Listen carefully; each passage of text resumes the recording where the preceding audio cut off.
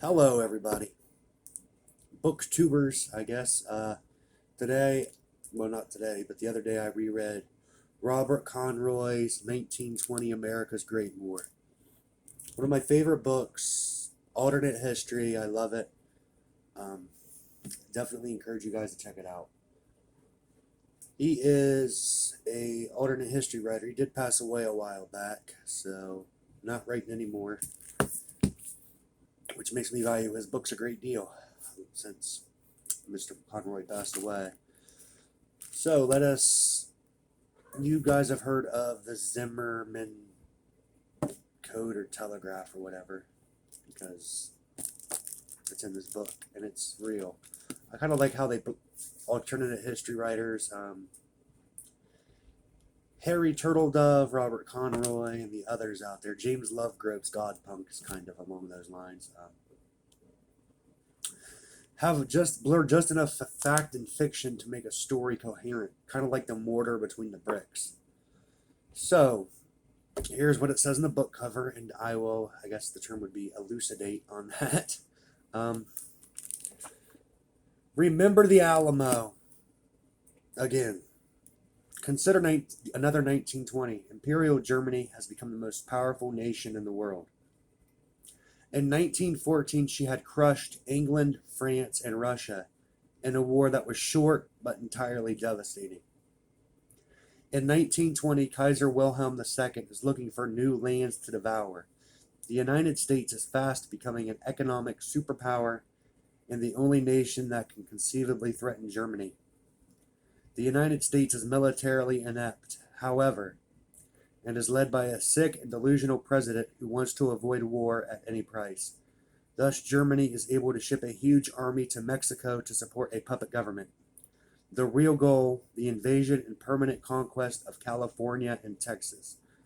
America desperately resists the mightiest and most brutal army in the world in a battle fought on land, at sea, and in the air. Enemy armies savagely march up on California and move north towards a second battle of the Alamo.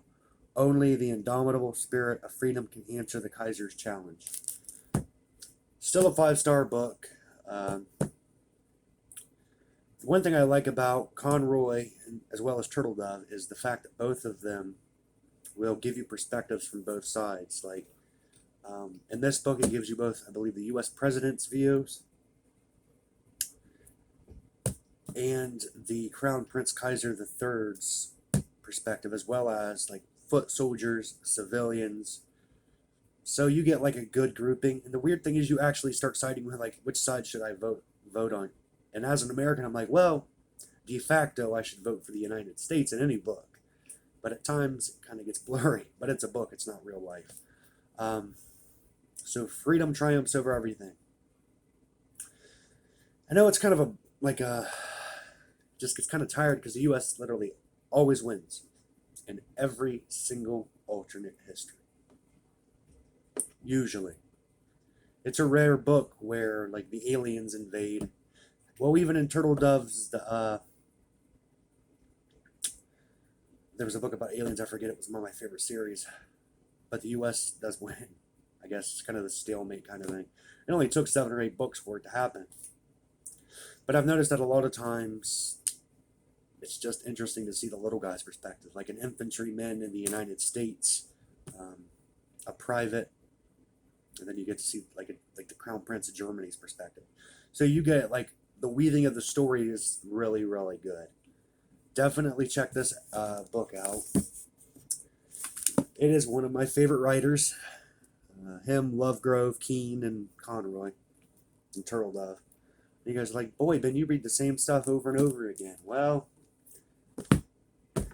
if you've got the best, why mess with the rest? So I hope you guys have a good week, and I shall continue to upload. Things have finally gotten a little bit more stable, unlike Mexico and California in this book. So I shall look forward to reading your comments, and have a good day.